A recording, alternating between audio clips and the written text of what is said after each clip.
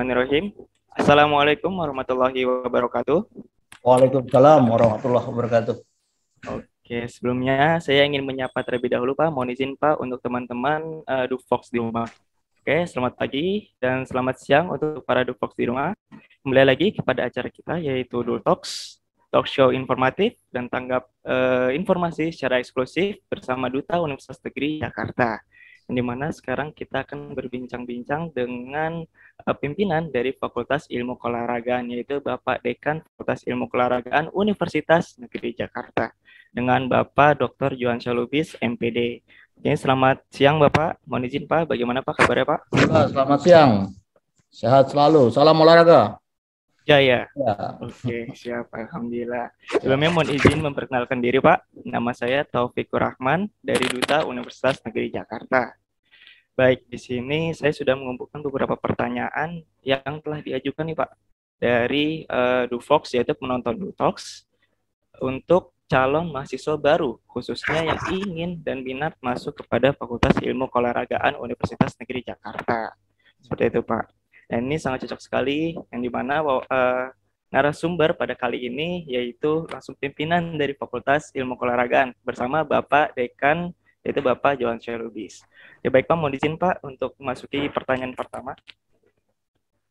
Dari kita ketahui bahwasanya Fakultas Ilmu Keolahragaan khususnya di Universitas Negeri Jakarta memiliki banyak sekali prestasi ya Pak. Dan juga bisa disebut sebagai fakultas yang memiliki segudang prestasi, seperti itu Pak. Mungkin masuk kepada pertanyaan pertama Pak. Visi dan misi dari Fakultas Ilmu Keolahragaan Pak, baik di tahun sekarang untuk mencapainya bagaimana Pak? Persilakan Pak. Terima kasih Mas Taufik. Visi fakultas itu turunan dari visinya universitas. Jadi kalau visinya kami adalah menjadikan Fakultas Ilmu Keolahragaan yang bereputasi di kawasan Asia. Kenapa kami menyampaikan itu? Karena kami boleh dikatakan sudah beberapa target sudah mencapai, gitu ya. Karena beberapa prestasi kita seperti di Asian Games sudah cukup punya prestasi di tingkat Asia, sudah mampu bersaing lah gitu ya. Dengan beberapa misi bahwa kita pasti menyediakan pendidikan yang berkualitas, artinya seperti di belakang background saya ini, alhamdulillah kita sudah dapat bantuan dari pemerintah DKI, gedung yang bertaraf internasional, ya bertaraf internasional. Untuk pengembangan pendidikan termasuk kami punya beberapa laboratorium karena kami di dalam misi itu mengembangkan iptek keolahragaan untuk kemaslahatan manusia, kemudian menyebarkan pengetahuan keolahragaan karena banyak beberapa dosen kami juga aktif di beberapa induk organisasi, di KONI, di beberapa tempat sebagai kegiatan rekognisi dari dosen, juga meningkatkan jejaring kerjasama. Nah, kerjasama ini penting sekali gitu ya, dengan lembaga-lembaga di luar, stakeholder yang lainnya. Yang pasti yang terakhir adalah mewujudkan tata kelola faculty governance gitu ya. Itu visi dan misi dari Fakultas Ilmu Keolahragaan gitu. Ya, Pak, berarti sangat luar biasa sekali ya Pak terkait visi dan misi dari Fakultas Ilmu Keolahragaan sendiri, di mana visinya menjadi kampus atau fakultas yang bereputasi di kawasan Asia. Oke, baik Pak. Mungkin melanjutkan kepada pertanyaan selanjutnya Pak. Mungkin para Dufox juga penasaran nih Pak, akreditasi dari Fakultas Ilmu Keolahragaan itu bagaimana ya Pak? Oke, kami ini yang S1 ada 5 program studi. Dan dari SK Rektor yang terbaru kami S2, jadi total ada 6 program studi. Dari 6 program studi ini 3 akreditasinya A dan 3 akreditasinya B. Pendidikan jasmani, pertama pendidikan jasmani S1 itu akreditasinya A dan S2 juga akreditasinya A. Dan alhamdulillah kami baru mendengar bahwa 2 program studi S1 dan S2 ini mendapat akreditasi internasional AKAS. Jadi sudah ada 2 yang akreditasi internasional. Kemudian pendidikan kepelatihan itu juga akreditasinya A, sedangkan ilmu keolahragaan dulu sempat A, sekarang turun B, sedang reakreditasi, perjuangan untuk kembali ke A lagi. Sedangkan 2 program studi yaitu olahraga rekreasi dan kepelatihan kecabangan olahraga itu baru, itu izinnya juga baru, dan tapi alhamdulillah langsung akreditasinya B gitu ya. Jadi ada 3 yang akreditasinya B, 3 dan akreditasinya A. Jadi 50% itu fakultas ilmu keolahragaan itu akreditasinya A gitu ya. Dan 2 yang berakreditasi internasional, AKAS. Oke, baik Pak. Berarti sangat luar biasa sekali ya Pak terkait akreditasi yang ada di Fakultas Ilmu Keolahragaan. Bahkan ada yang akreditasinya internasional ya Pak. Yaitu ada 2 prodi ya Pak, kalau tidak salah saya dengar ya Pak. S1 Penjas dan S2 Penjas ya. Oke, baik Pak. Berarti di Penjas ya Pak, itu sudah masuk pada akreditasi internasional. Wah, Ya, berarti sangat luar biasa sekali nih untuk para Dufox di rumah. Yang dimana sudah tidak ada kebingungan lagi terkait akreditasi yang dimiliki khususnya kepada Fakultas Ilmu Keolahragaan, yang dimana kita memiliki akreditasi yang bahkan sudah bertaraf internasional juga sesuai dengan visi dari Fakultas Ilmu Keolahragaan juga ya Pak, yang dimana sedikit demi sedikit kita sudah mencapai pada visi Universitas Fakultas Ilmu Keolahragaan, yaitu menjadi kampus yang bereputasi di kawasan Asia. Oke, baik Pak. Dan tadi juga sudah dijelaskan oleh Bapak Johansyah terkait ada berapa prodi ya Pak. Dan untuk S1 itu kalau boleh tahu ada berapa prodi ya Pak? Dan juga 5 program studi S1. Oke, ada 5 program studi ya Pak. Baik, yaitu diantaranya ada apa saja ya Pak? Yang 2 pendidikan, yaitu di pendidikan jasmani dan pendidikan kepelatihan. Itu akreditasinya A, karena itu yang paling senior, tua gitu ya, boleh dikatakan paling lama. Itu di pendidikan. Dan yang 3 itu non-dik. Non-dik itu artinya di luar pendidikan. Ijazahnya nanti sarjana olahraga, yaitu ilmu keolahragaan, olahraga rekreasi, dan olahraga kepelatihan kecabangan olahraga. Yang berbeda dengan pendidikan, yang pendidikan kepelatihan itu adalah dik pendidikan, yang kecabangan KKO atau kepelatihan kecabangan olahraga itu yang non-dik gitu ya. Oke, baik Pak. Berarti di Fakultas Ilmu Keolahragaan juga tidak terfokus hanya ke pendidikan ya Pak, melainkan ya, juga ke minat dari olahraga tersebut ya, ataupun non-dik. Oke, baik. Nah, berarti untuk para Dufox juga bisa nih, bagi teman-teman yang tidak ingin berkecimpung kepada dunia pendidikan, di Fakultas Ilmu Keolahragaan juga ada ke mata kuliah yang non-dik, ataupun tidak berpendidikan, maksudnya tidak ke ranah SPD atau sarjana pendidikan, seperti itu ya Pak? Betul. Oke, baik Pak. Mungkin selanjutnya nih Pak, pertanyaan yang banyak juga nih di request dari para Dufox di rumah, yaitu daya tampung terkait masuk ke dalam Fakultas Ilmu Keolahragaan. Nah, mungkin untuk daya tampung tersebut itu bagaimana ya Pak dari Fakultas Ilmu Keolahragaan Pak? Tahun ini kami mengajukan untuk pendidikan jasmani S1 itu ada 120 orang gitu ya, ini usulan gitu ya. Kemudian itu 3 kelas gitu ya. Kemudian untuk pendidikan kepelatihan itu 2 kelas, kurang lebih 90. Kemudian ilmu keolahragaan juga 80 orang.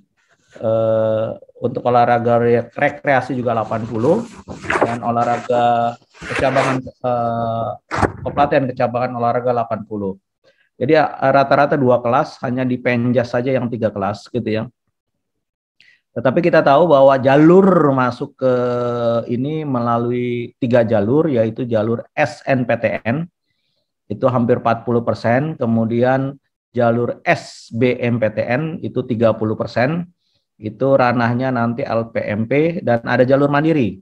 Nah, jalur mandirinya ada 2, jalur mandiri prestasi. Nah, kami biasanya cukup ini tinggal 30%. 30% itu dari masing-masingnya, dari masing-masing kota. Dari 30% itu diambil sekitar 10% atau 20%, bahkan kami hampir 20%-nya kami ambil dari jalur prestasi. Prestasi itu kita lihat portofolionya, kalau memang dia punya prestasi di minimal nasional. Tapi memang untuk di fakultas kita ini yang nasionalnya udah banyak, sehingga diambillah ranking yang tertinggi, yang minimal dia juara Asia, juara SEA Games itu diutamakan gitu ya. Jadi itu bisa tanpa melalui tes yang jalur prestasi, tapi memang persaingannya cukup ketat dari beberapa tahun terakhir. Rata-rata memang mereka yang punya prestasi di tingkat internasional, bukan hanya di nasional gitu ya. Tapi syarat minimalnya mengajukan dari nasional gitu ya. Kita juga lihat juga nanti. Nah, jalur biasa, jalur mandiri tetap melalui portofolio dengan beberapa instrumen gitu ya. Seperti sama dengan lain gitu. Nah, keistimewaan dari fakultas kami ini adalah ada keterampilannya gitu. Dan ada tes kesehatan. Tes kesehatan itu wajib hukumnya.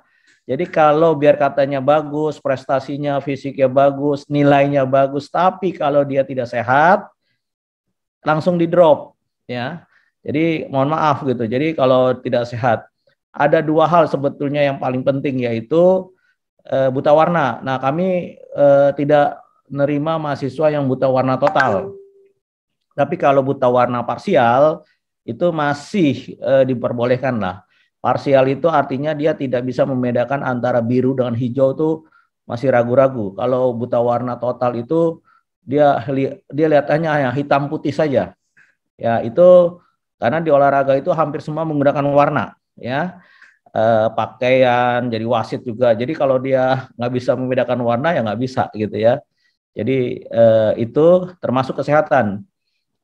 Ada kelainan jantung saja, mohon maaf karena nanti kita tidak mau menerima resiko mahasiswa yang tiba-tiba kolab ketika melakukan aktivitas. Jadi memang itu kunci utama itu di kesehatan gitu. Ya. Baik Pak, wah berarti banyak sekali Pak terkait syarat masuk khususnya kepada Fakultas Ilmu Keolahragaan yang dimana telah disampaikan juga kepada Bapak terkait daya tampung ya Pak. Ya. Dan tahun ini saya kira cukup banyak ya Pak untuk daya tampung khususnya setiap prodi ya Pak.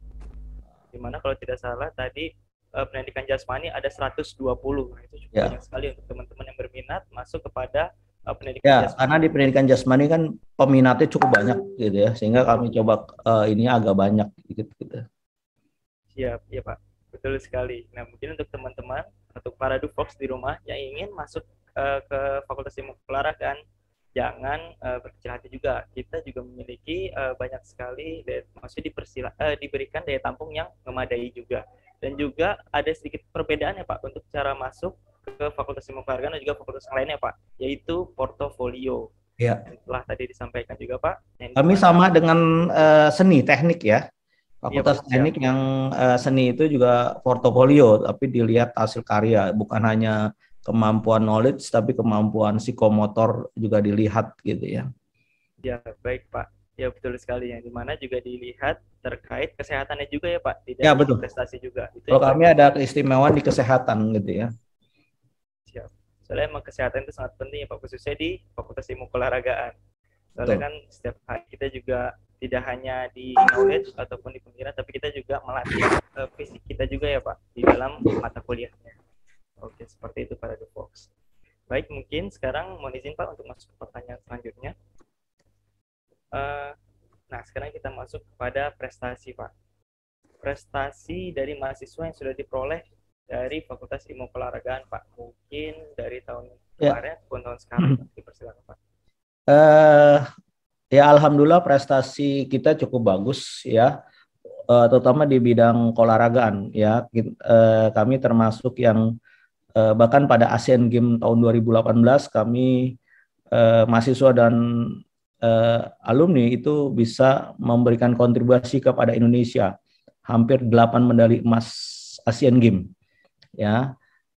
Itu tidak mudah. Jadi kalau pernah Prof. Hafiz menyampaikan kalau kita jadi suatu negara itu sudah hampir bisa bersaing gitu ya.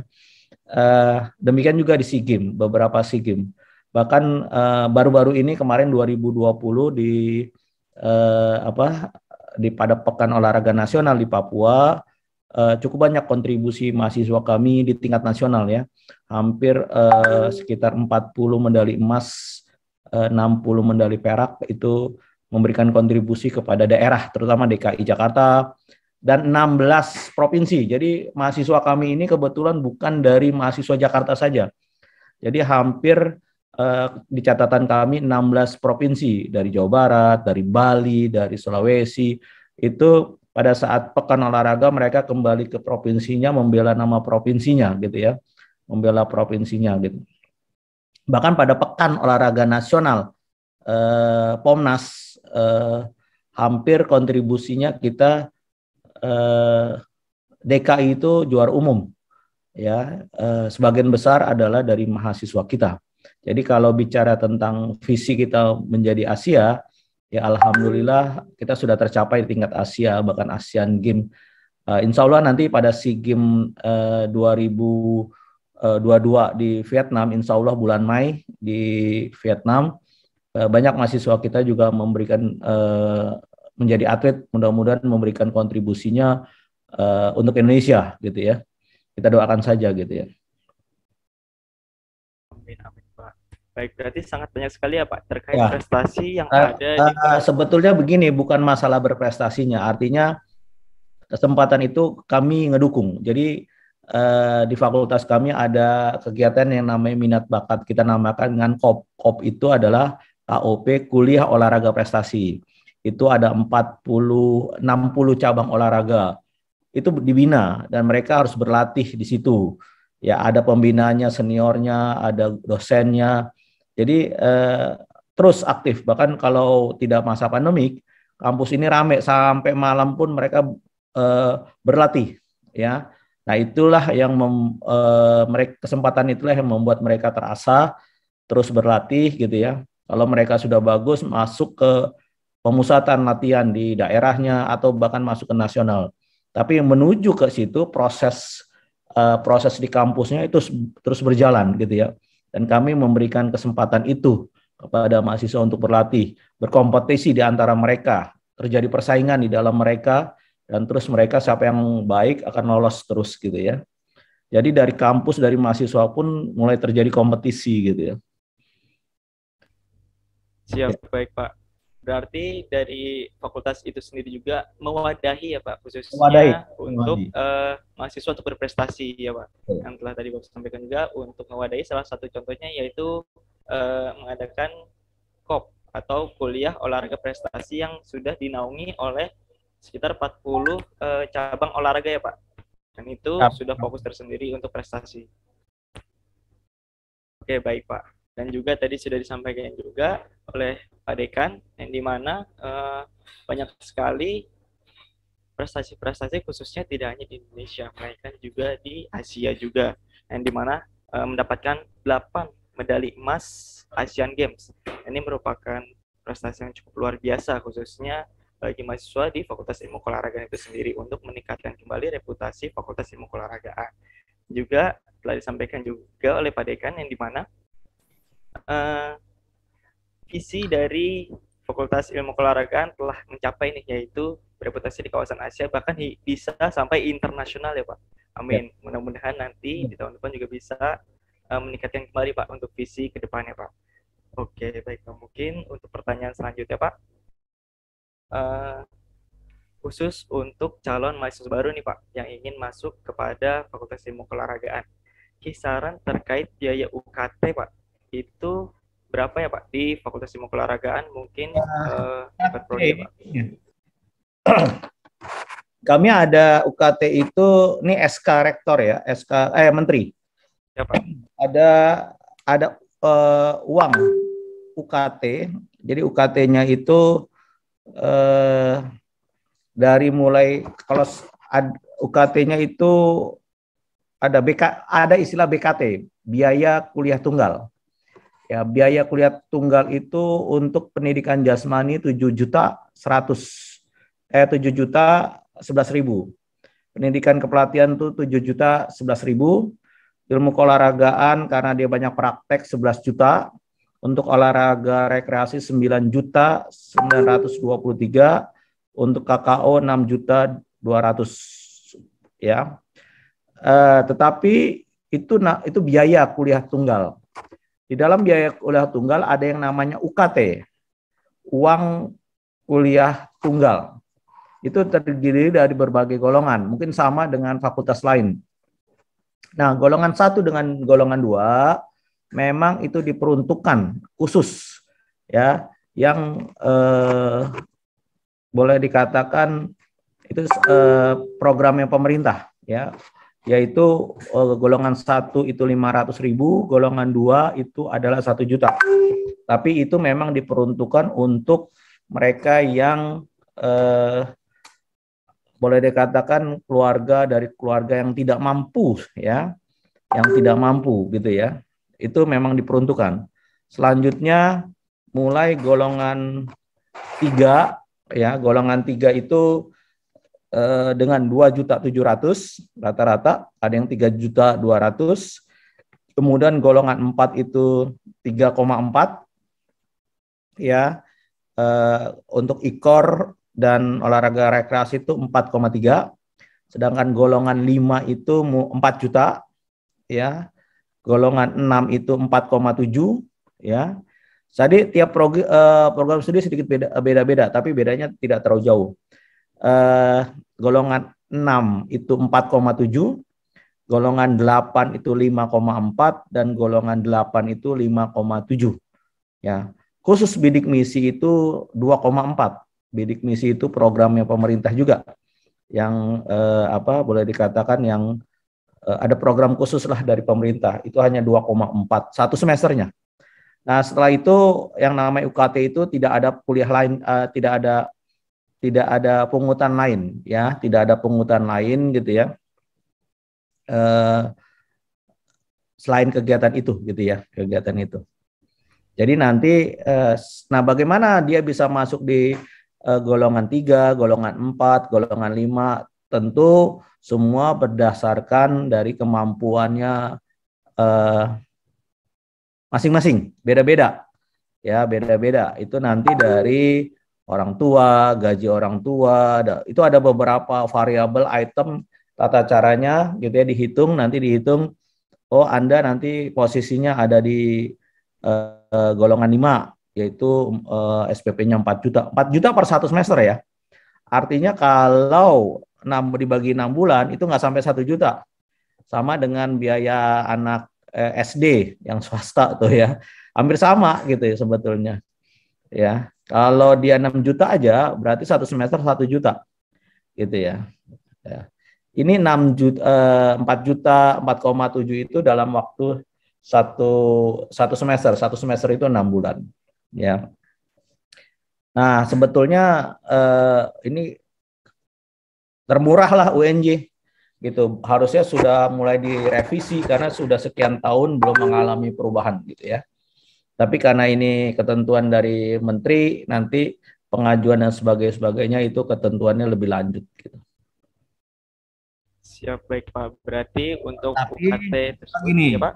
Bagaimana Pak? UKT ya, tetapi untuk persiapan pribadi ketika dia sudah jadi mahasiswa itu tanggung jawab masing-masing.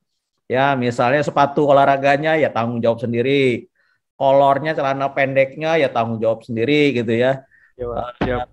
Baju renang beli sendiri gitu. Nggak boleh, UKT itu hanya artinya tanggung jawab sepatu sepak bola ya tanggung jawab sendiri gitu ya.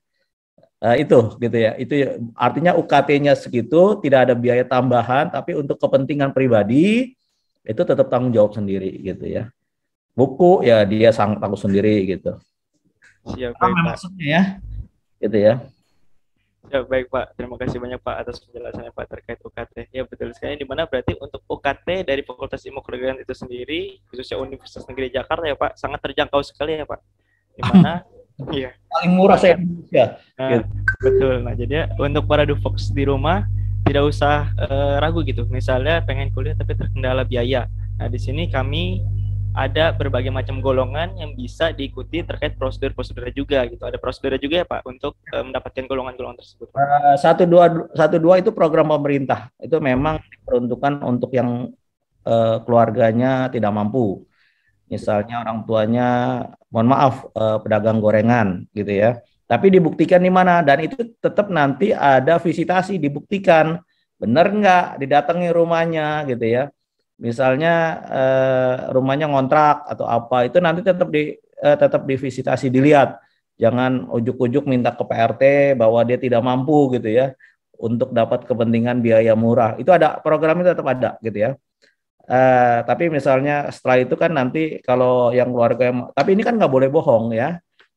Kalau bohong nanti kan ini urusan dunia akhirat nih, nggak boleh bohong gitu ya. Nah, orang tuanya punya mobil, masukin tuh punya motor. Nah, nanti di total berapa? Oh, dia dapat UKT-nya UKT 5, UKT 6 gitu ya.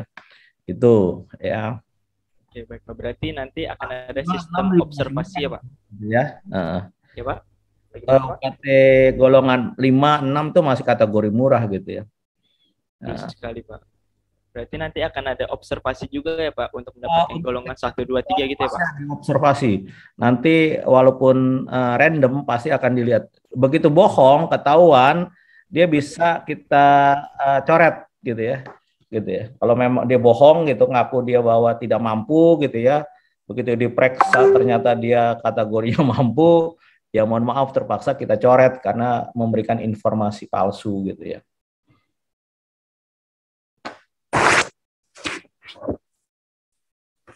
Oke, baik Pak.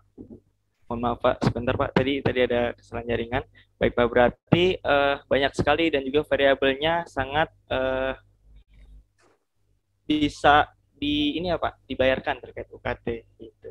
Oke, baik Pak. Mungkin mohon izin Pak, yang dimana kita sudah mendengar nih untuk para Dufox di rumah terkait Fakultas Ilmu Keolahragaan dari akreditasinya, prestasinya, prodinya, dan juga untuk biaya UKT-nya. Jadi untuk para teman-teman Dufox di rumah yang ingin masuk kepada Fakultas Ilmu Keolahragaan sebagai calon mahasiswa baru sudah bisa dan juga sudah dapat informasi lebih jelas nih. Nah, seperti itu ya Pak. Oke, baik Pak. Mungkin untuk sesi wawancara pada siang hari ini cukup sampai sekian Pak. Terima kasih banyak sebelumnya Bapak atas waktunya Pak. Terima kasih.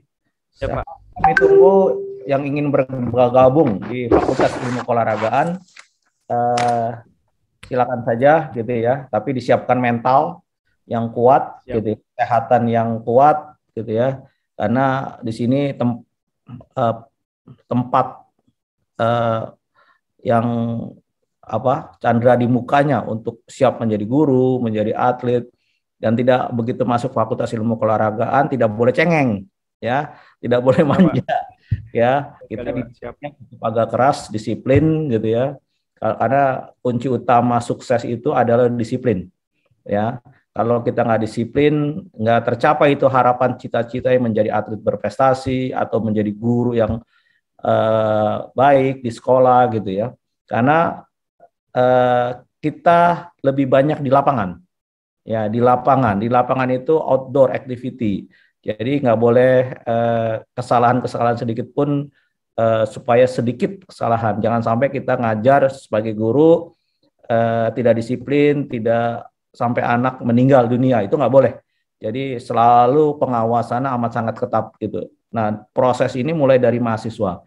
Jadi selamat bergabung, tapi dengan syarat siap untuk disiplin, untuk untuk siap untuk ditempa, untuk di kami gitu ya. Terima kasih, Mas. Baik, Pak.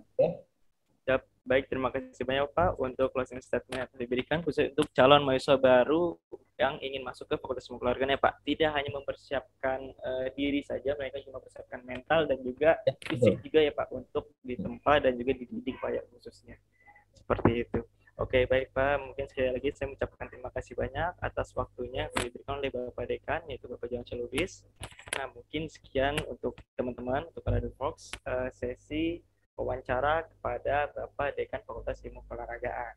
Nah, mungkin bagi para Dufox yang ingin bergabung dan juga ingin mengetahui info lebih lanjut lagi dapat menyimak video kami gitu, yaitu sesi wawancara dengan Bapak Dekan Fakultas Ilmu Keolahragaan. Oke, mungkin di akhir kata saya mengucapkan terima kasih banyak untuk semuanya yang telah hadir dan juga telah nonton sesi Dufox pada kali ini. Dan tenang saja, akan ada sesi-sesi Dufox lainnya oleh para narasumber yang sangat luar biasa nantinya. Baik, mungkin sekian dari saya. Kurang lebih mohon maaf. Assalamualaikum warahmatullahi wabarakatuh. Waalaikumsalam. Salam olahraga. Jaya. Siapa? Oke, baik. Mohon izin untuk